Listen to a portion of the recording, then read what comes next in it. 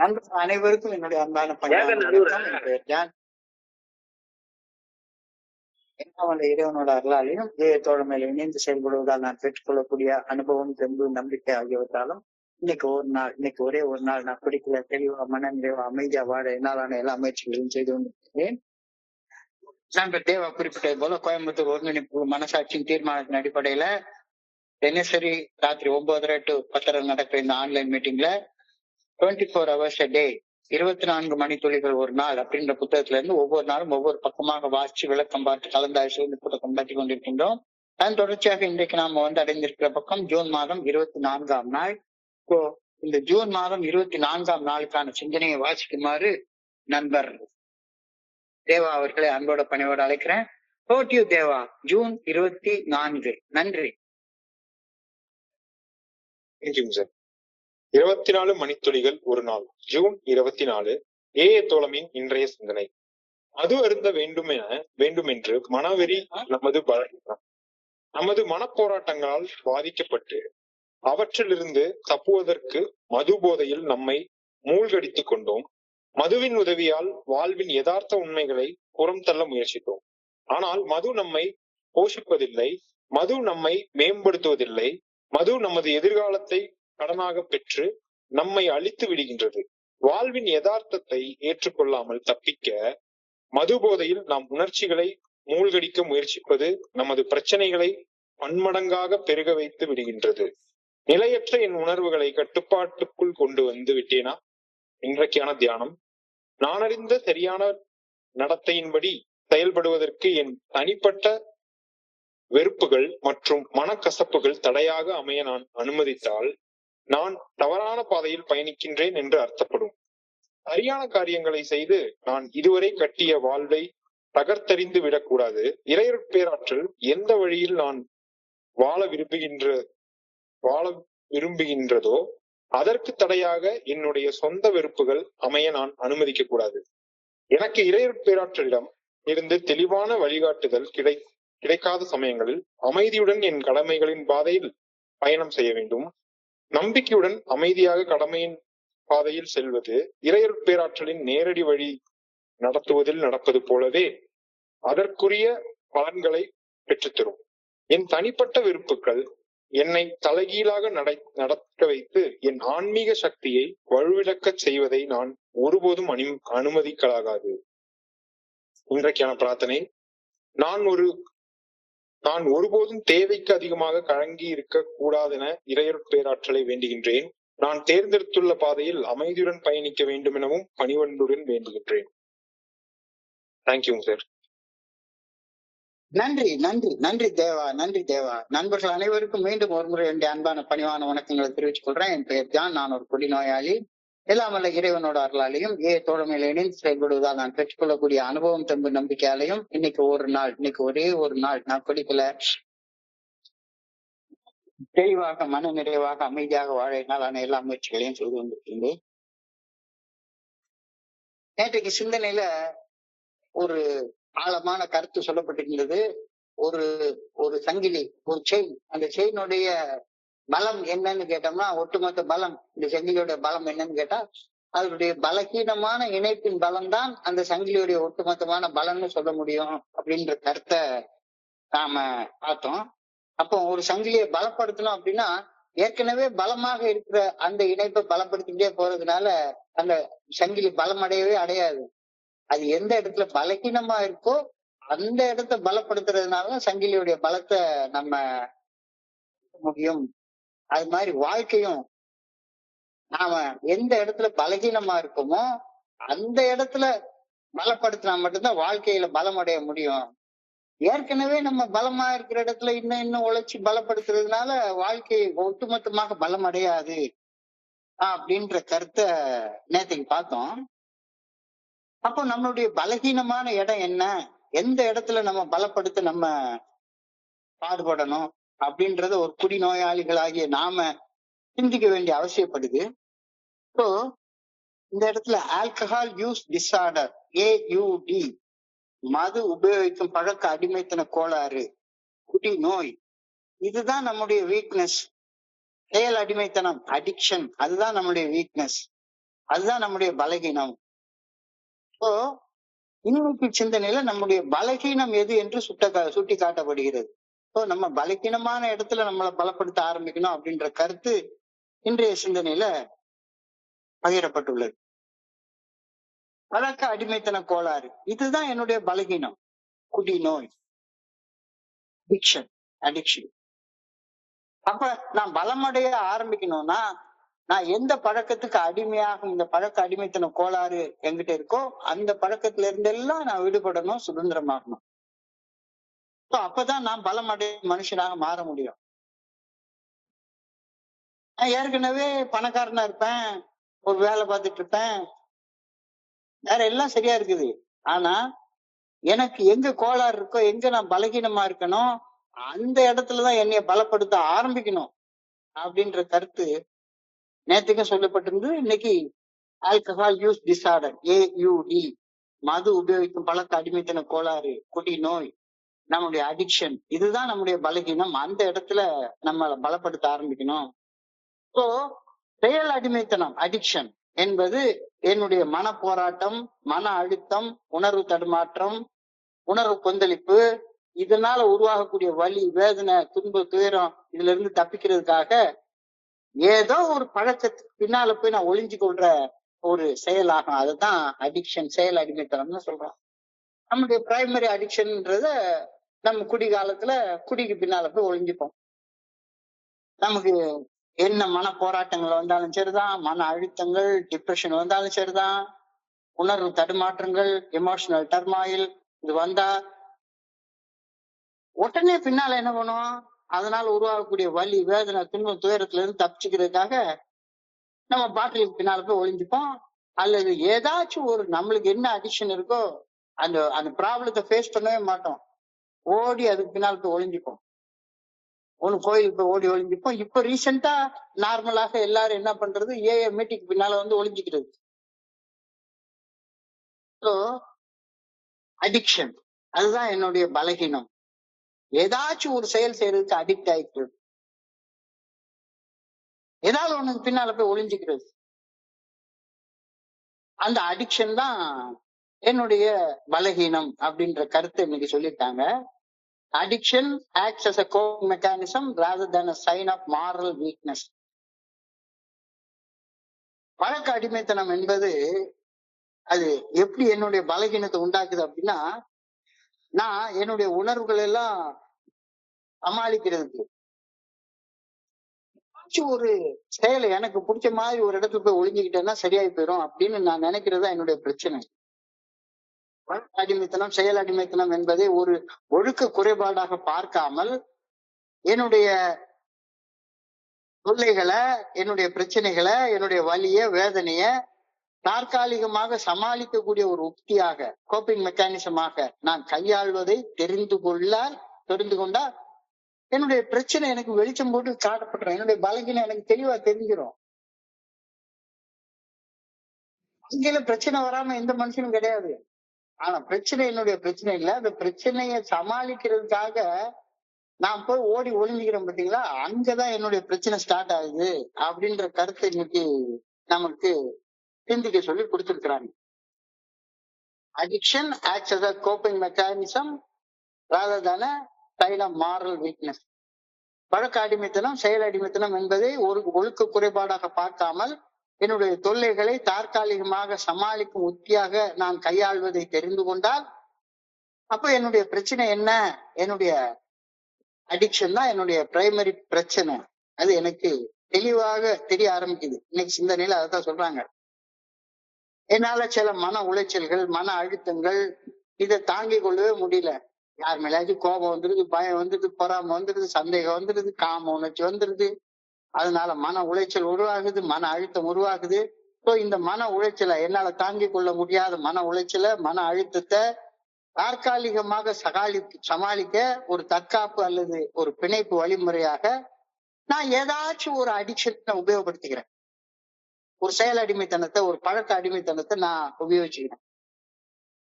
காலத்துல அது குடியாக இருந்தது. மது பாட்டில் பின்னால போய் ஒளிஞ்சிப்பேன். என்ன பிரச்சனை வந்தாலும் சரிதான். ஒரு பார்ல ஒரு மூலையில போய் 7 மணிக்கு உட்கார்ந்தேன்னா 10 மணி வரைக்கும் குடிச்சுட்டே உட்கார்ந்துருப்பேன். ஸோ எனக்கு இந்த அடிக்ஷனை ஒரு கோப்பிங் மெக்கானிசமாக, ஒரு சமாளிக்கும் யுக்தியாக நான் உபயோகப்படுத்த ஆரம்பிச்சேன். ஸோ செயல் அடிமைத்தனம் பெரும்பாலும் என்னுடைய மனசுக்குள்ளதான் இருக்கும். மன அதிர்ச்சிகளை, எனக்குள்ளார ஏதாச்சும் ஒரு டிராமா வந்துருச்சுதானா போதும், மன அதிர்ச்சிகளை தற்காலிகமாக மறைக்க உதவக்கூடிய கோப்பிங் மெக்கானிசமாக, சமாளிப்பு யுக்தியாக நான் என்னுடைய அடிக்ஷனை, ஏதாச்சும் ஒரு அடிக்ஷன், எதாச்சும் ஒண்ணுக்கு அடிக்ட் ஆயிக்குவேன். ஏதாச்சும் ஒண்ணு சாஞ்சிட்டு இல்லாம என்னால சொந்த காலில் நிக்கவே தெரியாது. என்னுடைய உணர்வுகளை சமாளிக்க தெரியவே தெரியாது. ஸோ இத ஒரு அடிக்ஷனை ஒரு கோப்பிங் மெக்கானிசமாக நான் ஒரு சமாளிப்பு யுக்தியாக நான் பயன்படுத்துறேன் அப்படின்ற சிந்தனையை இன்னைக்கு நம்மளுடைய கவனத்துக்கு கொண்டு வர்றாங்க. அடிக்ஷனை நான் என்ன பண்றேன், ஒரு வலி நிவாரணியாக, எனக்கு வலி வர்ற நேரத்துல ஒரு சாதாரண இந்த டாக்டர் எல்லாம் கொடுப்பாங்க, ஒரு பெயின் கில்லர் ஒண்ணு கொடுப்பாங்க.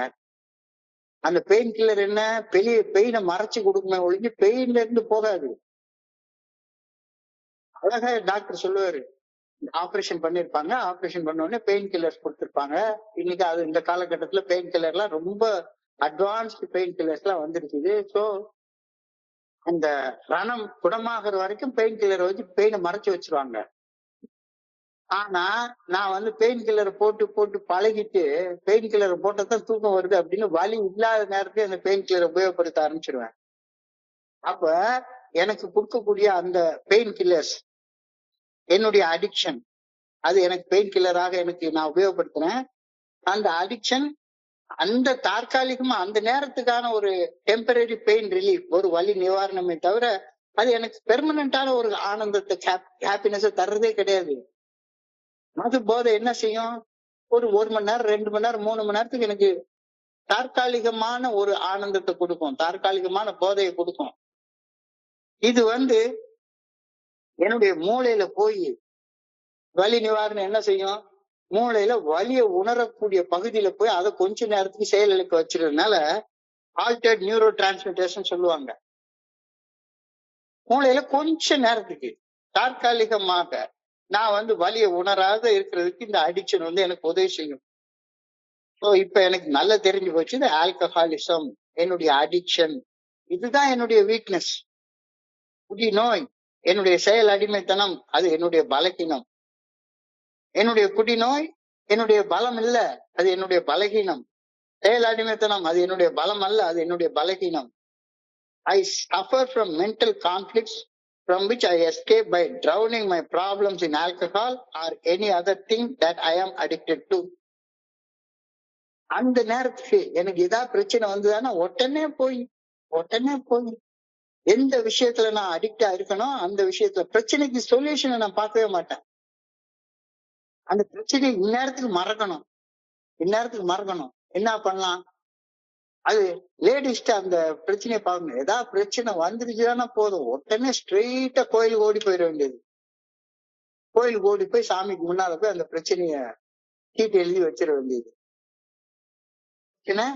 அந்த நேரத்துக்கு மறந்து போயிட்டு ஒரு feel உண்டாயிரும். So I suffer from mental conflicts from which I escape by drowning my problems into alcohol or any other thing that I am addicted to. எதுக்கு நான் அடிமையா இருக்கிறேனோ அதுக்கு. எனக்கு ஒரு பிரச்சனையை வச்சுட்டு சும்மா வீட்டுல இருந்து அந்த பிரச்சனைக்கான சொல்யூஷனை கண்டுபிடிக்க தோணாது. அந்த பிரச்சனையை ஏஏ மீட்டிங்ல புலம்புறதுதான் எனக்கு பெருசா அந்த பிரச்சனையில இருந்து ரிலீஃப் ஆயிட்ட மாதிரி ஒரு ஃபீலிங் எனக்கு கொடுப்பேன். அதுக்காகவே ஏஏ மீட்டிங் வர்றது, புலம்புறதுக்காக, பிரச்சனை இருக்கு புலம்புறதுக்காக. என்னுடைய மனம் தடுமாறுது, என்னுடைய மனம் கொந்தளிக்குது, குணக்கோளாறுகளால நான் தடுமாறுறேன், மனசுக்குள்ளார போராடுறேன், உள்ள ஒரு டைலமா உண்டாகுது, இருமனத்தன்மை உண்டாகுது, என்ன செய்யறதுன்னு தெரியல. இதுல இருந்து இப்போ உடனே தப்பிச்சாகணும். என்ன செய்யலாம், சாராய கடையில போய் ஒரு மூலையில உட்கார்ந்துக்கோ, பிரச்சனையில இருந்து நீ தப்பிச்சுட்ட. இல்லாட்டி போனா ஏஏ மீட்டிங்ல ஒரு மூலையில உட்கார்ந்துக்கோ, அந்த நேரத்துக்கு பிரச்சனையில இருந்து தப்பிச்சுட்ட. உன்னைய மாதிரி 1000 பிரச்சனையை சொல்றவங்க உட்கார்ந்து இருப்பாங்க, அப்பா அவன் பிரச்சனையோட என் பிரச்சனை தேவலாண்டா அப்படின்னு ஒரு இது பண்ணிட்டு பிரச்சனைக்கு தீர்வு காணாம பிரச்சனையை சமாளிக்கிறதுலயே ஒரு கோப்பிங் மெக்கானிசத்துக்காகவே நீ உட்கார்ந்துட்டு இருந்தேன்னா பிரச்சனை எப்படி சால்வ் ஆகும் அப்படின்ற கேள்வி எனக்கு சிந்தனையில கேட்கிறாங்க. ஏதாச்சும் ஒரு அடிக்ஷனுக்கு பின்னால போய் ஒளிஞ்சிட்டு, முன்னால சாராய கடை, இப்ப வேற ஏதோ ஒரு அடிக்ஷன். முக்கியமான வேலை இருக்கும், ஒரு பெரிய கடனை வாங்கியிருப்பேன், அதை சமாளிக்கிறதுக்கு ஏதாவது ஒண்ணு பண்ணணும். அப்ப என்ன பண்ணுது, வீட்டை பூட்டி விட்டுட்டு வெளியே போயிரு, ஒரு சினிமா தியேட்டர்ல போய் உட்காந்து காலை 2 மணிக்கு ஒரு படம், 6 மணிக்கு ஒரு படம், 11 மணிக்கு ஒரு படம் முடிச்சிட்டு ராத்திரி 11 மணிக்கு வீட்டுக்கு வா, அல்லது ஏதாச்சும் அனிவர்சரி பிறப்பு போயிரு, 2 நாள் தலையே காட்டாத, பிரச்சனை சால்வ் ஆயிரும். பிரச்சனைக்கான தற்காலிக வலி நிவாரணத்தை கொடுக்கும், இல்லைன்னு சொல்ல கிடையாது.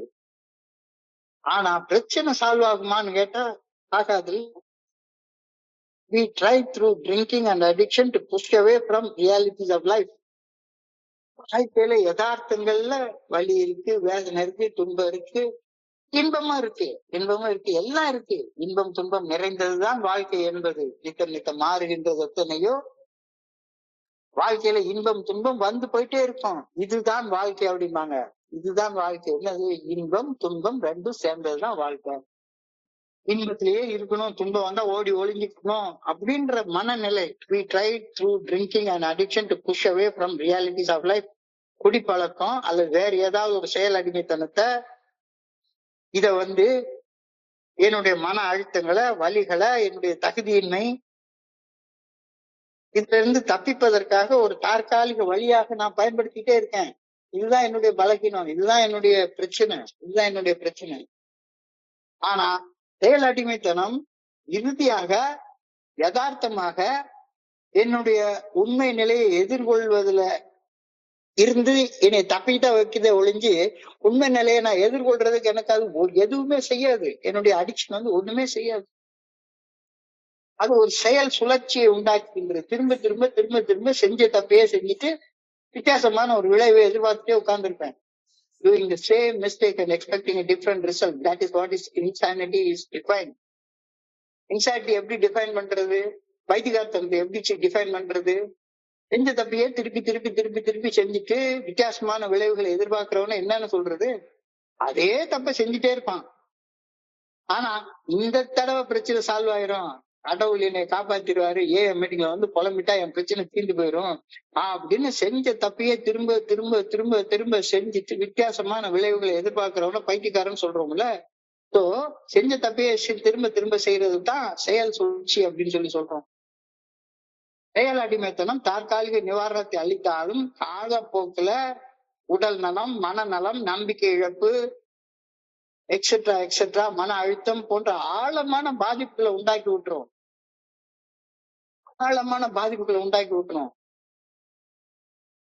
அதைத்தானே குடிக்கிற காலத்துல நம்ம அனுபவிச்சுட்டு உட்கார்ந்துருந்தோம். அப்ப இந்த கோப்பிங் மெக்கானிசத்தை, இந்த சமாளிக்கும் வழிமுறைகளை மாற்றிக்கொண்டு சமூக தொடர்பு மற்றும் உணர்வுகளை புரிந்து கொள்தல் என்ற ஆரோக்கியமான செயல்களை சுதந்திரத்துடன் செய்து வாழ்ந்தால் நீ பெர்மனண்டான சொல்யூஷனுக்குள்ளார போலாம். நீண்ட கால வளர்ச்சிக்கும் குணமடைவதற்கும் இந்த நீண்ட கால நிவாரணம் உனக்கு உபயோகமாக இருக்கும். டெம்பரரி கோப்பிங் மெக்கானிசத்துக்குள்ளார போகாத, அது மறுபடியும் பலகீனம் உள்ள மனுஷனா மாறிடும். மீட்டிங்ல ஷேர் பண்றதுல நான் இப்ப கில்லாடி ஆயிட்டேன், பலம் உள்ளவன் நான் மாறிட்டேன். மறுபடியும் மீட்டிங்லயே உட்கார்ந்துட்டு நான் ஷேர் பண்ணிக்கிட்டே உட்கார்ந்து இருந்தேன்னா என் பிரச்சனை அப்படியே தானே இருக்கும். அந்த பிரச்சனைக்கான தீர்வை காணாம இங்க அந்த பிரச்சனையை பத்தி மட்டுமே சொல்லிக்கிட்டே இருந்தேன் அப்படின்னு சொன்னா மறுபடியும் பிரச்சனை தீராம உள்ளுக்குள்ளார வளர்ந்துகிட்டே தானே போகும். மதுவோ அல்லது மற்ற எந்த செயல் அடிமைத்தனங்களோ தற்காலிகமான ஒரு பரவச உணர்ச்சிய நிகழ்காலத்துல எனக்கு கொடுக்கும். தற்காலிகமான ஒரு எக்ஸூபரன்ஸ எனக்கு கொடுக்கும். அதுல சந்தேகமே கிடையாது. மது கொடுக்கும் அல்லது வேற எந்த செயல் அடிமைத்தனம் கொடுத்தாலும் அந்த செயல் அடிமைத்தனம் அடிக்ஷன் கொடுக்கும். இந்த நிகழ்கால பரவச உணர்வை எதிர்காலத்தில் ஆனந்தமாக வாழ்ந்திருக்க வேண்டிய காலத்தை கடனாக கொடுத்துதான் பெற்றுக்கொள்றோம். நீ இன்னைக்கு ஒரு செயலை செஞ்சா நாளைக்கு ஒரு நல்ல விளைவை எதிர்பார்ப்ப, உனக்கு கிடைக்கும். அந்த நேரத்தை போய் உட்காந்து ஏதாவது அடிக்டிவ் பிஹேவியருக்குள்ளார போய் செலவு பண்ணிட்டேன்னு வையேன், எதிர்காலத்தை கடனை வாங்குறது தானே அர்த்தம். எதிர்காலத்துல நல்லா இருக்க வேண்டிய நேரத்தை நாசமா போறதுக்கு இன்னைக்கு ஒரு செயலை செஞ்சுட்டு இருக்கேன்னு அர்த்தம் தானே. ரொம்ப அழகா சொல்றாங்க. நிகழ்காலத்துல ஒரு பரவச உணர்வை நான் உணர்றதுக்காக என்ன பண்றேன், எதிர்காலத்துல ஆனந்தமாக வாழ்ந்திருக்க வேண்டிய ஒரு விஷயத்துக்கு கடனாக இன்னைக்கு அந்த காலத்து செலவு பண்ணிடுறேன்.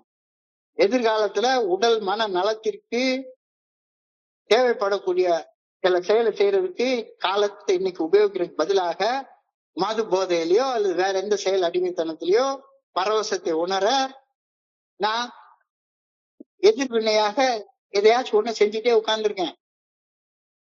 கொஞ்சம் ஆழமா யோசிச்சு பார் தம்பி அப்படின்னு நம்மளுக்கு இன்னைக்கு சிந்தனையில சொல்றாங்க. நிகழ்கால போதை என்னத்த உண்டாக்கும், பதட்டத்தை தான் உண்டாக்கும். போதை போன உடனே ஏற்கனவே இருந்த மன அழுத்தம் இன்னும் கொஞ்சம் அதிகமாக மாறிடும்.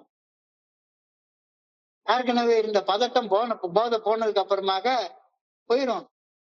ஒரு 1.5 மணி நேரம் ஏஏ மீட்டிங்ல வந்து உட்கார்ந்து பதட்டம் வர்றது, பதட்டத்தை போக்குறதுக்கு நீ என்ன செயல் செய்யணுமோ அதை செய்யாம கான்செப்ட போய் பேசுறதுக்கு பதிலாக ஏஏ மீட்டிங்ல வந்து புலம்பிட்டு உட்கார்ந்து இருந்த அப்படின்னு சொன்னா, ஏஏ மீட்டிங் முடிஞ்சு போறப்ப பதட்டம் முன்னால வந்தப்ப இருந்ததை விட அதிகமா மாறிடும். நான் என்ன நினைச்சிட்டு இருக்கேன், ஏஏ மீட்டிங் போன உடனே கொஞ்ச நேரத்துக்கு போதையா இருக்கும். ஆனா மறுபடியும் வீட்டுக்கு போய் சேர்ந்த உடனே அதே பிரச்சனை அப்படியே தலை தூக்கி நின்றுட்டே இருக்கும். இப்போ நிகழ்கால போதை பதட்டத்தை அதிகரிக்கும், ஒரு மன அழுத்தத்தின் காரணியாக செயல்பட்டு கடைசியில இறுதியில நல்ல வாழ்வை உருவாக்குவதற்கு பதிலாக அதை அழிச்சே போட்டுரும். பிரச்சனை, என்னுடைய பிரச்சனை என்ன, என்னுடைய பலகீனம் என்ன, என்னுடைய அடிக்ஷன் தான். என்னுடைய குடி நோய் என்பதை நான் வந்து ஆல்கஹால் யூஸ் டிசார்டர், பழக்க அடிமைத்தனம். உடல் மன ரீதியான பாதிப்புகளை இந்த அடிக்ஷன் உண்டாக்குது. Physical and mental illness. எதிர்கால மகிழ்ச்சியை கடனை வாங்குது. பாரோயிங் ஹாப்பினஸ் நாம என்ன தேவையில்லாம ஏதாச்சும் ஒரு டெம்பரரியா ஒரு கோப்பிங் மெக்கானிசத்தை உருவாக்கி எதிர்காலத்துல உணர வேண்டிய உணர்வை இப்பவுமே தப்பான செயல் செஞ்சு உணர முயற்சி பண்றோம். எதிர்கால மகிழ்ச்சியை கடன் வாங்குதல் அழிவு சுழற்சி டிஸ்ட்ரக்டிவ் சைக்கிள் அப்படின்னு சொல்றாங்க. Destructive cycle. மறுபடியும் அந்த போதமானல போய் சிக்கிக்கிறோம். போய் அதை நீ புரிஞ்சுக்கோ, இது உன்னுடைய பலகீனம். மது அருந்தும் பழக்க அடிமைத்தனத்திலிருந்து ஏஏ தோழமையில் இணைந்து விடுபட்டதால் உடல் மன நலம் மீண்டும் உணரப்படுகிறது. உடல்லையும் நல்லா இருக்கும், மனசுலயும் நல்லா இருக்கும். மது குடிச்சு தூக்கம் வரும்னு நினைச்சேன் ஒரு காலத்துல. மது குடிச்சா தூக்கம் வரும், நல்லா தூங்கலாம் அப்படின்னு சொல்லி நினைச்சேன். ஒரு காலத்துல வந்துச்சுது. ஆனா கடைசியில பார்த்தா போதையில தூக்கமே வரமாட்டேங்குது. தூக்கம் கெட்டு போனதுக்கு காரணமே இந்த அடிக்ஷன் தான் அப்படின்றது எனக்கு புரிய ஆரம்பிச்சிருச்சு. என்னுடைய தாட்ஸ் ஃபுல்லா அதே அடிக்டிவ் பிஹேவியர்ல தாட்ஸ் இருக்கு. அடிக்டிவா பேசுறேன், பேசுனதே திருப்பி பேசிட்டே உட்கார்ந்து இருக்கிறேன். புதுசா சிந்திக்கிறதே கிடையாது, புதுசா பேசுறது கிடையாது, புதுசாக செயல்படுறது கிடையாது. தூக்கம் கெட்டு போயிடுது. நான் என்ன நினைச்சேன், மீட்டிங்ல வந்து எல்லா பாரத்தையும் இறக்கி வச்சுட்டா தூக்கம் வரும்னு நினைக்கிறேன். ஆனா அடிக்ஷன் வந்து தூக்கத்தை கெடுத்து விட்டுரும். இப்ப ஏஏ தோழமையில இணைஞ்சதுக்கு அப்புறமாக அடிக்ஷன் இல்லாம இருக்கிற நேரத்துல நல்ல தூக்கம் வருது. மது போதையற்ற உடல் நிதானம், செயல் அடிமைத்தனம் இல்லாத ஒரு உடல் நிதானம் தூக்கத்தை நல்லா கொடுக்குது. ஆற்றல் அதிகரிக்கின்றது. நான் செய்யக்கூடிய செயலை எந்த செயலையும் ஆற்றலோட செய்ய முடியுது. So alcohol does not feed, alcohol does not build, it only borrows from the future and it ultimately destroys. இது சிந்தனையில ரொம்ப ஒரு ஆழமான வார்த்தை. யோசிச்சு பாருங்களேன். உன்னைய வளர்க்கறதுக்கு ஏதாவது செய்தா, செயல் அடிமைத்தனம் உன்னுடைய வளர்க்கறதுக்கு ஏதாவது ஒண்ணு செய்யுமா? ஒரு செயலையே திரும்ப செஞ்சுட்டு இருக்கிறது உன்னுடைய வளர்ச்சிக்கு உதவுமா? இல்லையே. It never builds you, it only borrows time from future and ultimately destroys you. உன்னை அழிச்சு தூரப்பட்டது. கொஞ்சம் யோசிச்சு பாரு, எந்த இடத்துல நீ பலகீனமா இருக்க, உன்னுடைய அடிக்ஷன்ல தானே பலகீனமா இருக்க அப்படின்னு யோசிச்சு பாரு. வாழ்க்கையின் யதார்த்தத்தை விட்டு விலகி பிரச்சனைகளை தீர்த்து கொள்ளலாம்னு குடிச்சேன். ஆனா குடிச்சப்ப 10 இருந்த பிரச்சனை 11 ஆச்சே தவிர 9 குறையவே இல்லை. 1000 ரூபாய் கடன் இருக்கேன்னு கடன் தீரணும், கடன் பிரச்சனைன்னு நினைச்சிட்டு போய் குடிச்சேனே, குடிச்சப்ப என்னாச்சு? 1000 ரூபாய் கடன் 1100 ஆச்சு ஒழிஞ்சு ஒரு நாள் 900 ரூபாய் ஆனதே கிடையாது. நெருப்பு அணையணும்னா கொஞ்சோண்டு தண்ணி தூக்கி ஊத்து, அடைஞ்சு போகக்கூடிய நெருப்பு அணைக்கிறேன்னு சொல்லிட்டு அடிக்ஷன்ல போய் பெட்ரோலை தூக்கி அதை உள்ள ஊத்தி விட்டேன்னா கூட கொஞ்சம் கொழுந்து விட்டு எரிய ஆரம்பிக்கணும்ல. தனிமை போகணும்னு போய் குடிச்சா தனிமை போறதுக்கு பதிலா இன்னும் தனிமை ஆழமா மாறிட்டுது.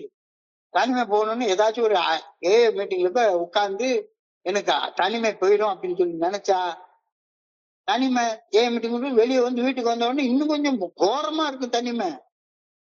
இது அடிக்டிவா பிஹேவ் பண்றப்ப தெரியவே தெரியாது. இன்னைக்கு ராத்திரிக்கு தூங்கணும்னு போய் குடிச்சா தூக்கம் கெட்டு போனதுதான் மிச்சம். தனிமை போகணும்னு போய் குடிச்சா இருந்த ஒரு நண்பனும் இல்லாம போறதுதான் மிச்சமாகும். Have I got control over my unstable emotions? இன்னமும் என்னுடைய நிலையற்ற உணர்வுகள் இது மேல கண்ட்ரோல் கொண்டு வரணும் அப்படின்றதுக்காக இன்னமும் என்னுடைய அந்த அடிக்டிவ் பிஹேவியர் எனக்குள்ளார இருந்துட்டே இருக்கா? என்னுடைய நிலையற்ற உணர்வுகள் மேல் எனக்கு கட்டுப்பாடு இருக்கிறது போல எனக்கு பொய் தோற்றம் இன்னும் வந்துட்டே இருக்கா? அல்லது உண்மையான கட்டுப்பாடு வந்திருக்கா? அன்மேனேஜபிலிட்டி ஆஃப் லைஃப் ஃபர்ஸ்ட் ஸ்டெப்ல ஒத்துக்கொள்றது அன்மேனேஜபிலிட்டி ஆஃப் மை எமோஷன்ஸ். என்னுடைய உணர்வுகள் என்னுடைய கட்டுப்பாட்டுக்குள்ளார இல்ல. நிகழ்வறியா நிலையிலேயே இன்னமும் வாழ்ந்துட்டு இருக்கிறேனா, இல்ல நிகழ்வறியும் நிலைக்கு கடந்து வந்துட்டேனா? இந்த நிகழ்வறியா நிலையிலேயே வாழ்ந்துட்டு இருக்கேன்னா இன்னைக்கான தியானத்துக்கு கடந்து போ. என்னுடைய மனசுல இருக்கிற ஆழமான வெறுப்பும் மன கசப்பும் நிகழ்காலத்துல நான் செய்ய வேண்டிய செயல்களை தீர்மானிக்க அனுமதிக்கிறது கிடையாது. என்னுடைய வெறுப்பும் மன கசப்பும் அந்த ரிசன்மெண்ட்ஸும் பகுத்தறிவே மழுங்கடிக்கக்கூடிய செயலாகும். மனசுக்குள்ளார வெறுப்பு மன கசப்பு இருந்தா ரேஷனல் திங்கிங் இருக்கவே இருக்காது. இது என்னுடைய தனி மனித ஒழுக்கத்தை சீர்குலைக்கும். வெறுப்பும் மன கசப்பும் தனி மனிதனுடைய ஒழுக்கத்தை சீர்குலைக்கும். மனசாட்சியின் மூலம் வெளிப்படுத்தப்படும் இறையருள் பேராற்றின் நல்ல ஒழுங்கான வழிகாட்டுதல் வெறுப்பு மன கசப்பு நிறைஞ்சிருக்கிற மனசுக்கு தெரியவே தெரியாது. உனக்கு என்ன ஆற்றல் இருக்குன்னே உனக்கே புரியாது. மிஸ்பிளேஸ்ட் பவர், தவறான இடத்துல செலுத்தப்படக்கூடிய அதிகாரம். பிடிக்கிறதுனாலயோ அல்லது அடிக்டிவ் பிஹேவியர்னாலயோ யார நீ ஏமாத்துற, யாருக்கு நீ துரோகம் செய்யற? செல்ஃப் பிட்ரயல், சுய துரோகம் அப்படின்றாங்க. உனக்கு நீயே துரோகம் பண்ணிக்கிற. இக்னோரிங் ரியாலிட்டி, யதார்த்தமான நிலையை விட்டுட்டு கனவு நிலையிலே உட்கார்ந்து அப்படியே கனவு கண்டு போதையில உட்கார்ந்து கனவு கண்ட மாதிரி இப்ப அடிக்டிவ் பிஹேவியர்ல உட்கார்ந்து கனவு கண்டுட்டே இருந்தா என்ன பிரயோஜனம் இருக்கு? தவறான பாதையில சென்று கொண்டிருக்கக்கூடிய நான் சரியான பாதைக்கு திரும்ப என்னுடைய செயல்களுக்கு, என்னுடைய சக மனிதர்களை குறை கூறுதலுக்கு பதிலாக என்னுடைய செயல்களுக்கு நானே பொறுப்பெடுத்துக்கணும், ரெஸ்பான்சிபிள் ஆகணும். என்னுடைய அன்றாட செயல்பாட்டுக்கு ஆரோக்கியமான உறுதியான எல்லைகளை அமைத்து கொண்டு செயல்படணும் அப்படின்னு ஏஏ ஃபெல்லோஷிப், ஏஏ தோழமை எனக்கிட்ட உறுதியாக தெளிவா சொல்லுது. உன்னுடைய வாழ்க்கை நீயே பொறுப்பெடுத்துக்கோ.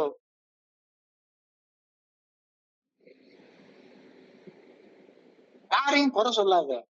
இது நன்றும் பிறர் தர வரவே வராது. உன்னைய தவிர வேற யாரு உன்னுடைய தீமைக்கும் நன்மைக்கும் காரணமே கிடையாது. தவறான பாதையில் சென்று கொண்டிருக்கும் நான் சரியான பாதைக்கு திரும்ப நீ பொறுப்பெடுத்துக்கணும், நீ ரெஸ்பான்சிபிள் ஆகணும்.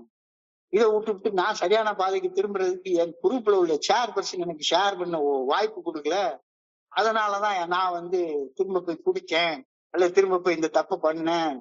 அவர் மட்டும் ஷேர் பண்ண எனக்கு டைம் கொடுத்திருந்தாருன்னா நான் இந்த தப்ப பண்ணிருக்க மாட்டேன். அடுத்தவனை குறை கொள்றதுனால உனக்கு என்ன பிரயோஜனம் கிடைக்க போகுது?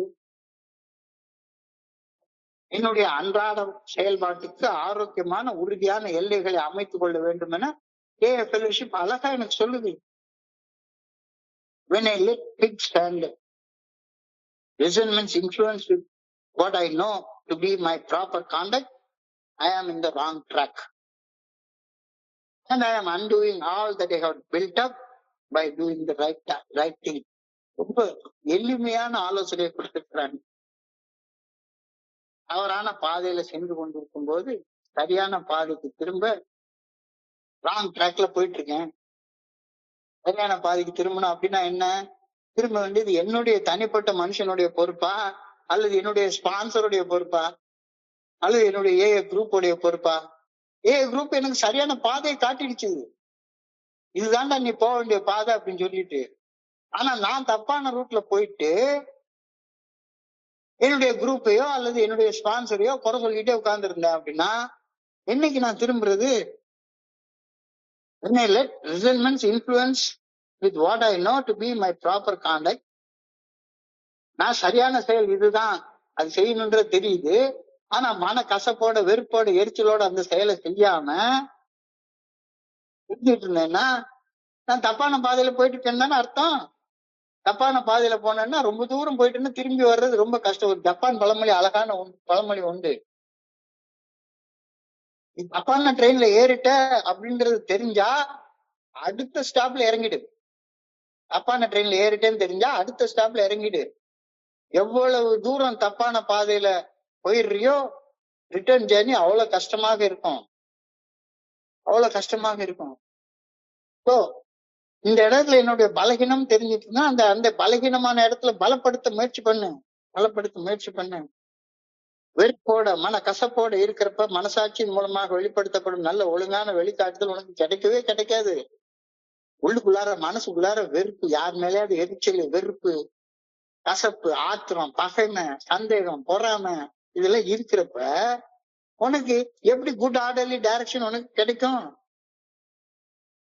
கிடைக்கவே கிடைக்காதுல்ல.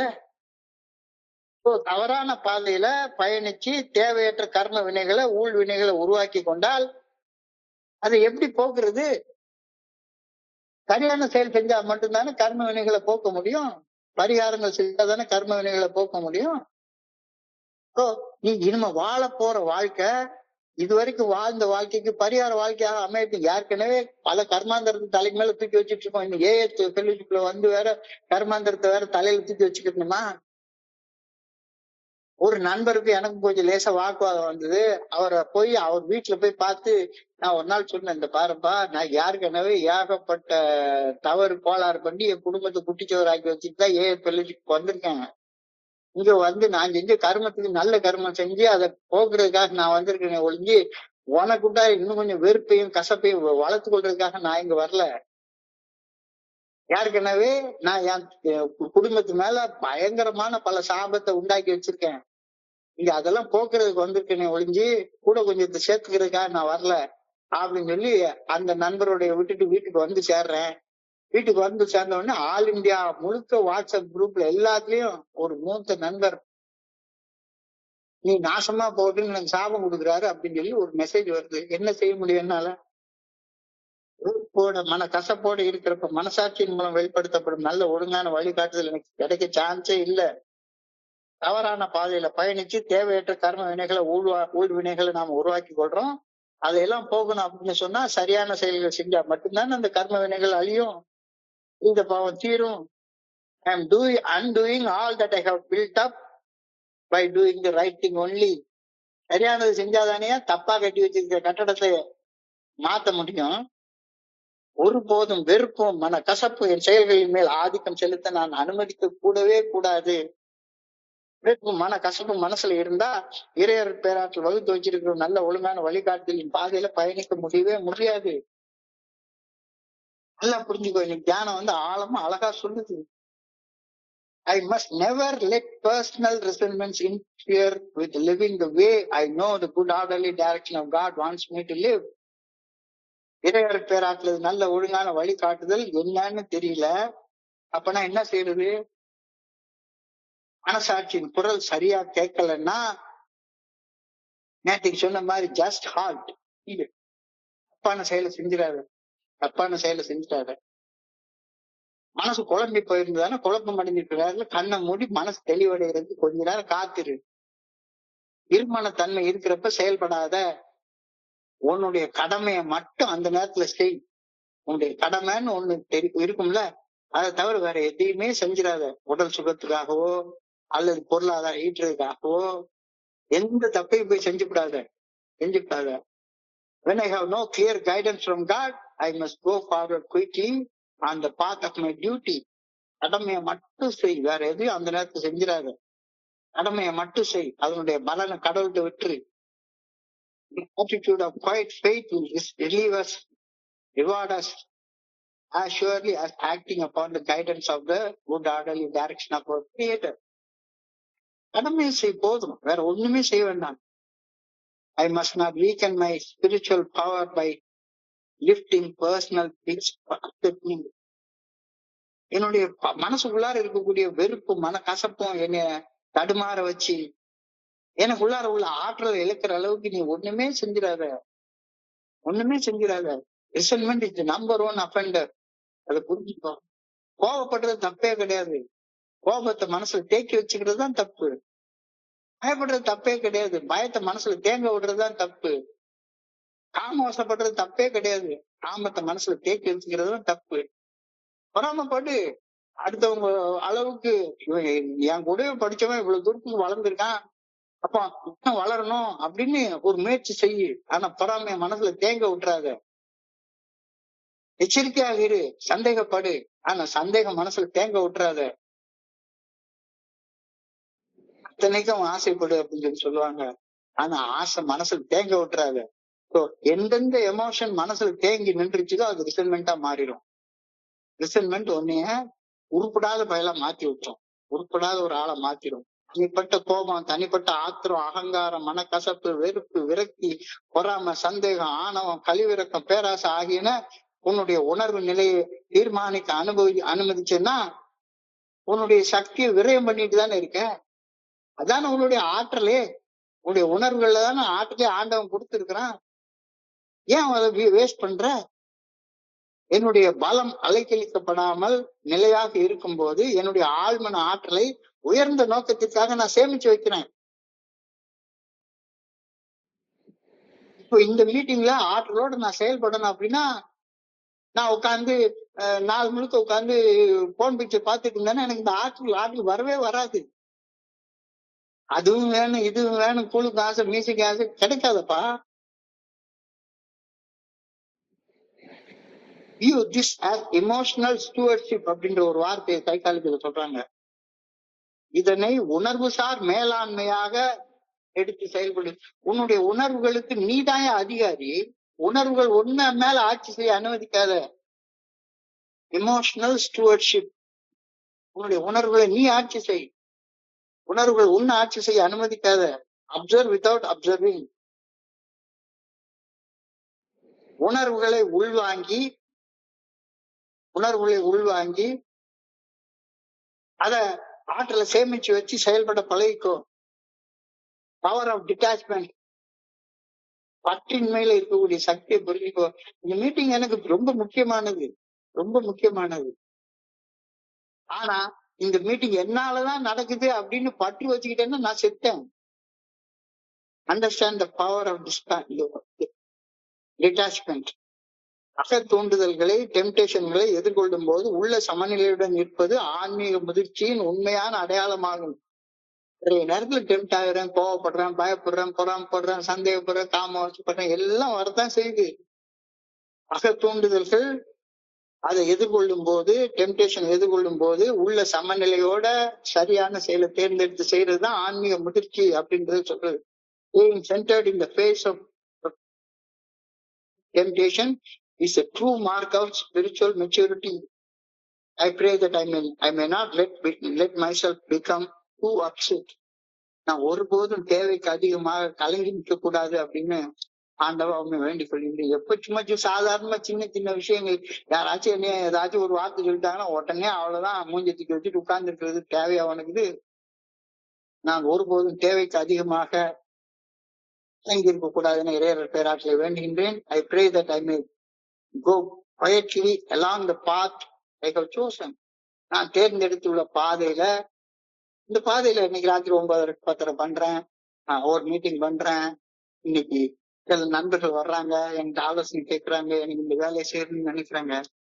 நான் தேர்ந்தெடுத்த பாதையில அப்படியே பதட்டத்தோட பயணிக்காம அமைதியோட பயணிக்கணும். அதுக்கு ஆண்டவா எனக்கு ஆற்றலை கொடுன்னு வேண்டேன் அப்படின்னு அழகா சொல்லிக்கிறாங்க. ரொம்ப ஒரு அற்புதமான சிந்தனை உங்களுக்கு கொடுக்கப்பட்டிருக்க நான் புரிஞ்சு கொள்றேன். சிந்தனையை சுருக்கமாக பார்ப்போம், ஒரு 2 நிமிஷம் பார்க்கலாம். Alcohol use disorder, that is my weakness. மது ஒழிக்கும் பழக்க அடிமைக்கான கோளாறு, அதுதான் என்னுடைய அடிக்ஷன், தான் என்னுடைய கோளாறு. ஸோ நான் பலம் பெற வேண்டும் என்றால் நான் எந்த இடத்துல பலகீனமா இருக்கணும் அந்த இடத்துல பலப்படுத்துறதுலதான் என்னுடைய ஒட்டுமொத்த பலம் அதிகரிக்கும். பழக்க அடிமைத்தன கோளாறு, இதுதான் என்னுடைய பலகீனம். அப்ப நான் பலமடைய ஆரம்பிக்கணும்னா எந்த பழக்கத்துக்கு அடிமையாகும் இந்த பழக்க அடிமைத்தன கோளாறு எனக்குள்ளாறு இருக்கோ அதுல இருந்து நான் விடுபடணும். செயல் அடிமைத்தனம் என்பது என்னுடைய மன போராட்டம், மன அழுத்தம், உணர்வு தடுமாற்றங்கள், உணர்வு கொந்தளிப்புகள், இவற்றால் உருவாகக்கூடிய வலி, வேதனை, துன்ப, துயரத்துல இருந்து தப்பிப்பதற்காக ஏதோ ஒரு பழக்கத்துக்கு பின்னால போய் ஒளிஞ்சுக்கிறது. Addiction, alcoholism acts as a coping mechanism rather than a பழக்க அடிமைத்தனம், செயல் அடிமைத்தனம் என்பதனை ஒரு ஒழுக்க குறைபாடாக பார்க்காம என்னுடைய தொல்லைகளை தற்காலிகமாக சமாளிக்கக்கூடிய ஒரு உத்தியாக நான் கையாண்டுகிட்டு இருந்தேன்னா என்னுடைய பிரச்சனை என்னைக்கு தீரும்? அந்த விஷயத்தை நான் புரிஞ்சு கொண்டுட்டேன்னா எனக்கு என்னுடைய பிரச்சனை என்னன்றது எனக்கு தெரிஞ்சது. என்னுடைய அடிக்ஷன் தான் என்னுடைய பலகீனம். எது செஞ்சாலும் அடிக்ட் ஆகிக்கிறேன்.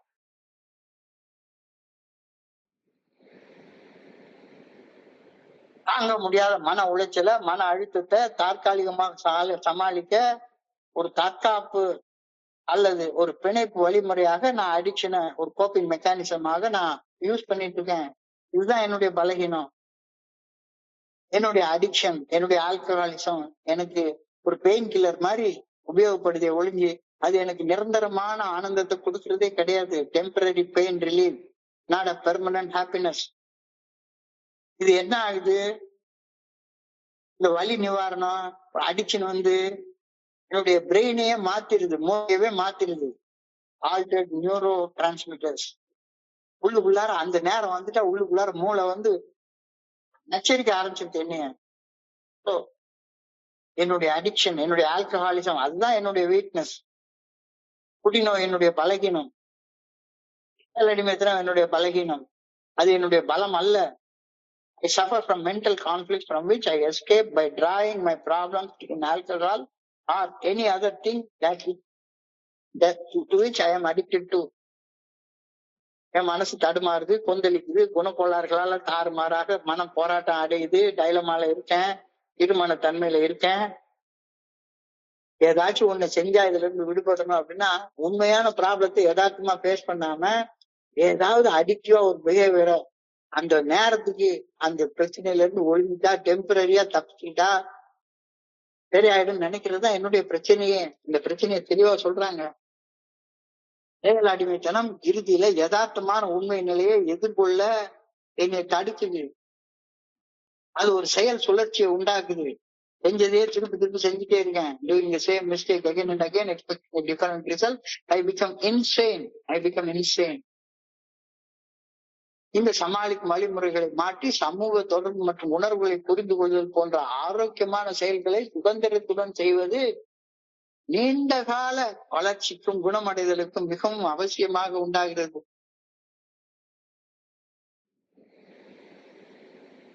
நிகழ்கால போதை பதட்டத்தை உண்டாக்கும். நிகழ்கால போதை உள்ளுக்குள்ளார மனசு அழுத்தத்தை உண்டாக்கும். உன்னைய உடல் மன ரீதியாக இது பண்ணும். எதிர்கால மகிழ்ச்சிய இன்னைக்கே கடனை வாங்கி எல்லாத்தையும் இன்னைக்கே கடனை வாங்கி முடிச்சுட்டா எதிர்காலத்துக்கு ஒண்ணுமே இருக்காது. ஒரு டிஸ்ட்ரக்டிவ் சைக்கிள், ஒரு அழிவு சுழற்சி உண்டாக்குது. Alcohol does not feed, alcohol does not build, it only borrows from the future and it ultimately destroys. இந்த என்னை டெஸ்ட்ராய் பண்றது என்னன்னு பார்த்தா என்னுடைய அடிக்ஷன், என்னுடைய emotional அன்மேனேஜபிலிட்டி. Have I gotten over my unstable emotions? என்னுடைய நிலையற்ற உணர்வுகள் மேல் எனக்கு கட்டுப்பாடு இல்லைங்கிறத நான் புரிஞ்சுக்கிட்டேன்னா, கட்டுப்பாடு இல்லாததுக்கு காரணம் என்ன? Misplaced power, self betrayal, ignoring reality. தவறான பாதையில சென்று கொண்டிருக்கக்கூடிய நான் சரியான பாதைக்கு திரும்ப என்னுடைய செயல்களுக்கு, என்னுடைய சக மனிதர்களை குறைவு கூறுவதற்கு பதிலாக என்னுடைய செயல்களுக்கு நான் பொறுப்பெடுக்கணும். ரொம்ப அழகாக இன்னைக்கு தியானத்துல அதை அழகா சொல்லிட்டாங்க. When I let resentments interfere with what I know to be my proper conduct, I am on the wrong track. ஒரு செயல் செய்யறது சரியானதுன்னு எனக்கு தெரியுது, இதுதான் ப்ராப்பரான கான்டக்ட்னு தெரியுது. ஆனா அந்த செயலை செய்ய விடாம என்னுடைய வெறுப்போ, மன கசப்போ, எரிச்சலோ, உணர்வுகளோ தடையாக வந்து நின்னுச்சுதானா நான் தப்பான பாதையில போயிட்டு இருக்கேன் தானே.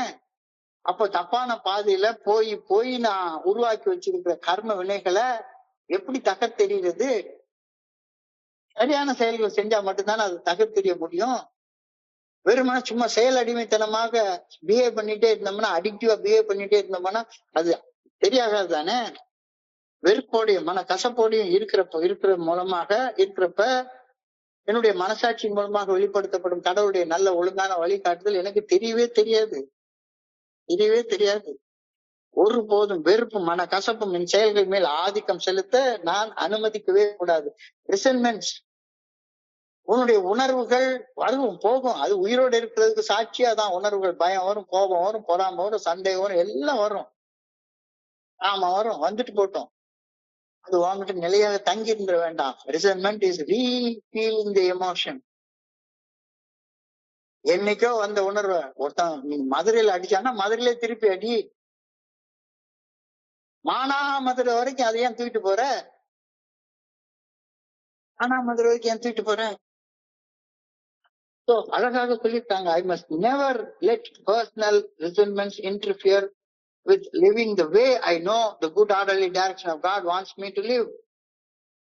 இறைவனது நல்ல ஒழுங்கான வழிகாட்டுதல் எனக்கு என்னன்னு தெரியலன்னா என்ன செய்ய? ஹால்ட் செய்யாத, ஒண்ணும் செய்யாத. அப்ப அந்த நேரத்துல கடமையை மட்டும் செய்ய. காலையில எழும்புறது உன்னுடைய கடமை, உரிய நேரத்துக்கு சாப்பிடுறது உன்னுடைய கடமை, உரிய நேரத்துக்கு தூங்குறது உன்னுடைய கடமை. உன்னுடைய கடமைகளை தவிர வேற எதையுமே செய்யாத.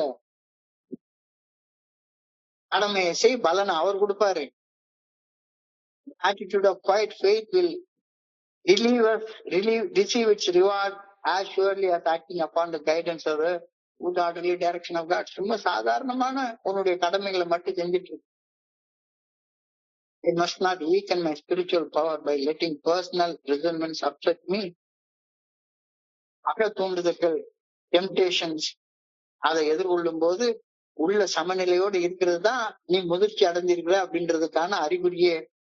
இதுல 15 வருஷம் குடிக்காம இருக்கிற, இன்னும் ஸ்பிரிச்சுவல் மெச்சூரிட்டி இல்லைன்னா நானும் ஸ்பிரிச்சுவலா மெச்சூரா இருக்க மாட்டேன், என்னை சுத்தி யாரு கேட்டாலும் அவங்களே மெச்சூரா இருக்க விட மாட்டேன் அப்படின்னா அது என்ன அர்த்தம்? அப்படி மெச்சூரிட்டி இல்லைன்னா கடவுள்கிட்ட அதுக்காக வேண்டு. I pray that I may let myself become not too so upset. நான் ஒருபோதும் தேவைக்கு அதிகமாக ஐயோ வாழ்க்கையே முடிஞ்சு போச்சு அப்படின்னு அப்செட் ஆக வேண்டிய அவசியமே கிடையாது. எறும்புக்கு கூட எதிர்காலம் உண்டு அப்படின்னு சொல்றாங்க, உனக்கு இல்லையா என்ன? ஒருபோதும் தேவைக்கு அதிகமாக அப்செட் ஆகி கலங்கி நிற்காத. I pray that I may go quietly along the path that I have chosen. நான் தேர்ந்தெடுத்துள்ள பாதையில் அமைதியுடன் பயணிக்க வேண்டும் என ஆண்டவா உண்மை பணியோடு வேண்டிக் கொள்கிறேன்னு சொல்றாரு. இன்றைய சிந்தனையை வாசிக்கிறப்ப என் மனதை கடந்து சென்ற சிந்தனைகளை உங்களோட பகிர்ந்து கொள்ள இந்த அற்புதமான வாய்ப்பை வழங்கிய குழுவிற்கு என்னுடைய பணிவான நன்றிகளை தெரிவித்துக் கொள்றேன். இது வரைக்கும் பொறுமையாக கேட்ட ஒவ்வொரு நண்பருக்கும் என்னுடைய பணிவான நன்றிகள். இன்றைய மாலை பொழுது, இரவு பொழுது நண்பர்களுக்கு இனிமையான இரவாக அமைய இறைவனை பணியோடு வேண்டிக் கொள்கின்றேன். நன்றி நன்றி நன்றி நன்றி நன்றி. வாழ்க வளமுடன். Thank you very much.